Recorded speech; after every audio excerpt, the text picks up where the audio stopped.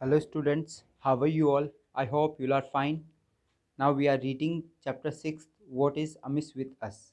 And we have read 2 pages of this chapter already and today we are taking it further. आज हम इसे आगे बढ़ाने वाले हैं, देखने वाले हैं कि इस चैप्टर में एक्चुअली है क्या और समझने वाले हैं। तो हमने इसको आधे से ज़्यादा पढ़ लिया है। हमने इस चैप्टर में देखा है कि जो हमारी जो सबसे बड़ी गलतियां हैं वो हमारी आधारभूत गलतियां हैं, जैसे साफ़ सफाई है या ट्रैफिक सेंस हुआ, एनक्रोचमेंट है। तो ये सब जो प्रॉब्लम है ये बहुत ही कॉमन समस्याएं हैं हम सबके साथ में, जिसको हमको सुलझाना होगा। और जब तक हम इनको सुलझाएंगे नहीं तब तक हम एक विकसित राष्ट्र नहीं बन सकते, एक अच्छे राष्ट्र नहीं बन सकते, जो कि इस चैप्टर में बताया गया। इसमें ये भी बताया गया कि अगर हम इंटेलिजेंसी के हिसाब से देखा जाए तो इंडिया की जो इंटेलिजेंसी है वो बाकी अदर स्टूडेंट से काफ़ी अच्छी है। तो अब हम आगे बढ़ाते हैं इसको यहीं से। Let's start now. Yes, cleanness. अब हम बात करें क्लीननेस की। Cleanness is next to godliness.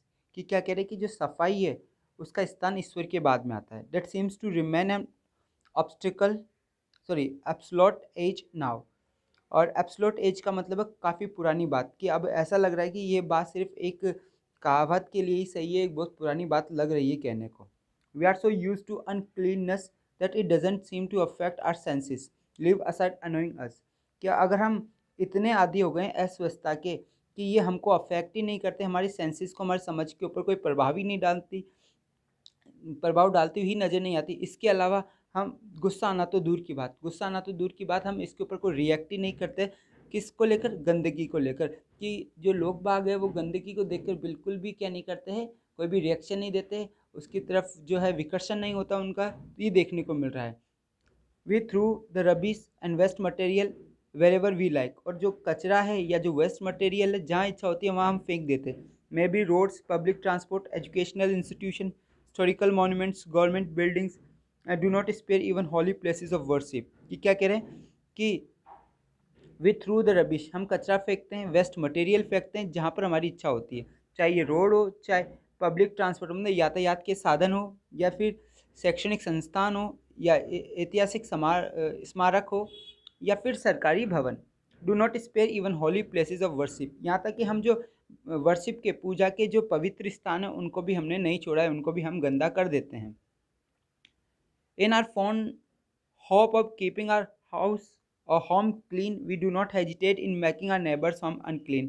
यहाँ तक कि इस शौक में, किस शौक में, कि हम हमारे घर को साफ रखने की इच्छा में, उम्मीद में, हम बिल्कुल भी नहीं हिचकिचाते पड़ोसी का घर गंदा करने में। कि हम हमारी जो गंदगी है घर की वो हम पड़ोसी के बाहर फेंक देते, तो हम बिल्कुल भी नहीं हिचकिचाते दूसरे का घर गंदा करने में। The rubbish may be dirt of a house, जो कचरा जो है वो घर की गंदगी हो सकती है। सिट ऑफ चिल्ड्रन, बच्चों की पॉटी हो सकती है। स्किन ऑफ वेजिटेबल फ्रूट्स, और या फिर फ्रूट या वेजिटेबल का छिलका हो सकता है। और एनी अदर वेस्ट स्टफ, या कोई दूसरा कोई भी फालतू या बेकार चीज़। The skin of banana seen littered on public roads, की जो स्किन है बनाना की वो दिखाई देती है। लिथर्ड का मतलब पड़ी हुई, ढेर की ढेर, कहाँ पर? पब्लिक रोड के ऊपर। Which leads to making many normal beings physically handicapped, और जो आगे चलकर किसी भी सामान्य व्यक्ति को अपंग बनाने के लिए पर्याप्त है, फिजिकल हैंडीकैप्ड बनाने के लिए पर्याप्त है। आगे देखिए क्या करें। Add it to this malady, malady का मतलब परेशानी। अगर मैं इस परेशानी में और ऐड करूं तो वो क्या हो जाता है? Is the free movement of stay animals, की जो हमारा जानवर है उनका स्वतंत्र रूप से भ्रमण, वो और है जो इस परेशानी को बढ़ा देते हैं। किस प्रकार से? Who spoil the roads, houses, public places and hamper traffic, कि वो क्या करते हैं? रोड्स को बिगाड़ देते हैं, घरों को बिगाड़ देते हैं, यहाँ तक कि जो पब्लिक प्लेसेस है उनको बिगाड़ देते हैं, और यहाँ तक कि ट्रैफिक भी जाम कर देते हैं। They also cause serious accident, और उनकी वजह से सीरियस एक्सीडेंट्स भी हो जाते हैं, खतरनाक एक्सीडेंट भी हो जाते हैं। We have become so immune against this ill that nobody see to take a note of these, कि हम इतने ज़्यादा इम्यून हो गए हैं, इतनी ज़्यादा हमारी इस गंदगी को लेकर या बीमारी को लेकर इतनी आदत हो गई है, इतने हम इससे घुल मिल चुके कि ये इसके ऊपर हमारा ध्यान ही नहीं जाता, हम इसके ऊपर कोई नोट ही नहीं लेते। Even some African countries, not to talk of advance countries, अगर हम बात करें अफ्रीकन कंट्रीज़ की जो कि एडवांस कंट्रीज़ नहीं है, when shown on TV seem clear than ours. जब उनको टीवी पे दिखाया जाता है तो वो ज़्यादा साफ सुथरी दिखाई देती है हमारी की तुलना में। वी मस्ट अंडरस्टैंड, हमें समझना चाहिए that cleanness is the paramount importance, की जो साफ़ सफाई है उसका बहुत ही बड़ा महत्व है। And the offender should be dealt with strictly with punitive measures, और जो ऑफेंडर है, जो उल्लंघन करता है, जो किसी भी प्रकार के नियम का उल्लंघन करता है, उसके साथ में स्ट्रिक्टली क्या करना चाहिए, सज़ा का प्रावधान होना चाहिए, सज़ा दी जानी चाहिए उनके खिलाफ। चलो अब हम आगे देखते हैं, इसमें लास्ट पैराग्राफ आ चुका है, ये लास्ट क्या कह रहा है देख लेते हैं हम। लास्ट पॉइंट है इसमें, धरना बंद या रेल रोको। धरना बंद या रेल रोको क्या है ये देख लेते हैं। These the easiest way to give vent to our protest is to stage, जो सबसे आसान तरीका है अपने विरोध को जताने का वो है स्टेज धरना। स्टेज धरने का मतलब है धरने पर बैठना। कॉल फॉर अ बंद, या फिर बंद का आह्वान करना, या फिर रेल रोको डेमोन्स्ट्रेशन, या रेल रोको प्रदर्शन करना। ये तरीके अपने गुस्से को, अपने विरोध को जताने के। The agitators make the most out of such shows, और जो एजिटेटर्स है, जो विद्रोही है, वो इसका सबसे ज़्यादा फ़ायदा उठाते हैं। दीज डिवाइसेस, डिवाइसेस का मतलब तरीके, डिवाइसेस का मतलब यहाँ पे क्या है, तरीके। और ये जो तरीके हैं, बिसाइड कॉजिंग इनकन्वीनियंस, की असुविधा होने के बावजूद भी समथिंग इनरिपेरेबल डैमेज टू इंडिविजुअल्स, कि क्या कह रहे हैं, इससे मतलब कि इनरिपेरेबल डैमेज हो जाता है, ऐसा डैमेज की कहने का मतलब है कि जो व्यक्तिगत को ऐसा डैमेज हो जाएगा जिसकी पूर्ति कभी ना हो, अपूर्ति वाला जो डैमेज है वो हो जाएगा। Cause immense loss to nation, राष्ट्र को भी बड़ा नुकसान होता है। Imagine some is seriously sick, आप इमेजिन कीजिए कि कोई बहुत ज़्यादा बीमार है। Another has an inescapable appointment, या किसी के पास में ऐसी अपॉइंटमेंट है कि उसको वो क्या नहीं कर सकता, स्केप नहीं कर सकता। And still another has no provisions at home, या मान लीजिए किसी के पास में घर पे खाने को नहीं है, प्रोविजंस नहीं है। Who bothers for others legitimate needs, कि कौन चिंता कर रहा है, दूसरों की जो वैधानिक अधिकार है उनकी कोई चिंता करता ही नहीं है। One remain wonderstruck to see that something such bandh are sponsored even by responsible people, कि क्या करे, वन रिमेन्स वंडर, कि कोई भी ये सोचता रहता है, इस बात को देखता रहता है कि समटाइम्स, कि कभी कभार ये जो बंद है वो ये स्पॉन्सर किए जाते हैं, किसके द्वारा, जिम्मेदार व्यक्ति के द्वारा, रेस्पॉन्सिबल पर्सन के द्वारा।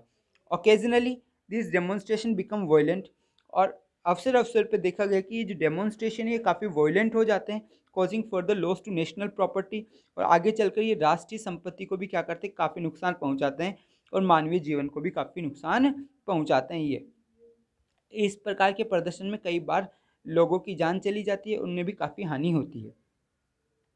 Can't we think of a suitable device, क्या हम कोई सूटेबल डिवाइस के बारे में नहीं सोच सकते फॉर एक्सप्रेसिंग आवर प्रोटेस्ट, जिससे हम हमारे प्रोटेस्ट को, विरोध को प्रदर्शित कर पाए, एक्सप्रेस कर पाए without causing inconvenience to others, बिना किसी असुविधा के दूसरों को दिए, बिना कोई असुविधा दूसरों को दिए या राष्ट्र को कोई नुकसान पहुंचाए बिना, क्या हम कोई दूसरा तरीका नहीं देख सकते जिससे हम हमारा गुस्सा भी जाहिर कर दे, विरोध भी जाहिर कर दे, और किसी को नुकसान भी नहीं हो।